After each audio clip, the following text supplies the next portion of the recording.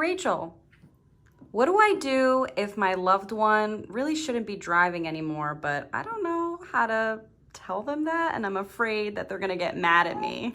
Good question. And a question I get all the time. So the most important thing is not that your loved one's going to be annoyed that you took the keys. It's going to be that they're safe. And other people and animals are also safe as well. Because frankly, if they're not safe to be behind the wheel of a car, we don't want them there. One way to find out if your loved one is okay to drive is to do what I call a simple test. And it's called the grandparent test, or sorry, the grandchild test. That's what it is. So the grandchild test is this.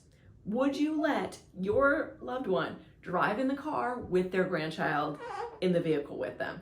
Yes, the answer is probably not. And if the answer is no way, then the answer for them driving at all is also no way. Because frankly, if they can't obey, stop signs, if they don't know how to apply the brakes quick enough, that's a big problem. So people will often tell me, yeah, but Rachel, my mom has been going to the same grocery store for 30 years. It's important to her to have her keys so she knows how to get there. She won't get lost. And I'm like, well, that's great. But guess what? Other than you knowing how to get to a place, there are a lot of other pieces of driving that you need.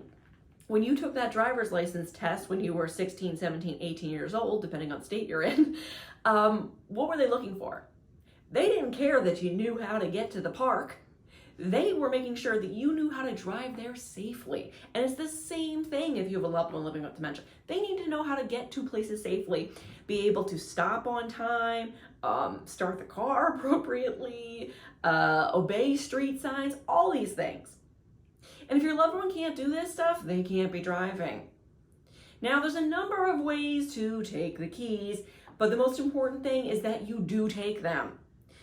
You can get someone else to do it. You can get the DMV to say, oh, oops, you can't drive anymore. You can say, oh, your license expired, even if it didn't. You can say, hey, we gotta take the car into the shop, even if you don't. Doesn't matter to me really how you take the keys, other than we don't wanna say something like, Dad, remember you have dementia and you can't drive anymore, so I'm taking your keys. Let's not do that. But if you wanna get into the details of really how to do it, drop a comment below. I'll do my best to respond. And if you want more information, I have a section on my blog called Ask Rachel. You can pay $5 a month, that's it, baby, and ask questions that I'll answer directly on the blog. So the link is there below. Make sure you check that out, and hope to talk to you soon. Thanks.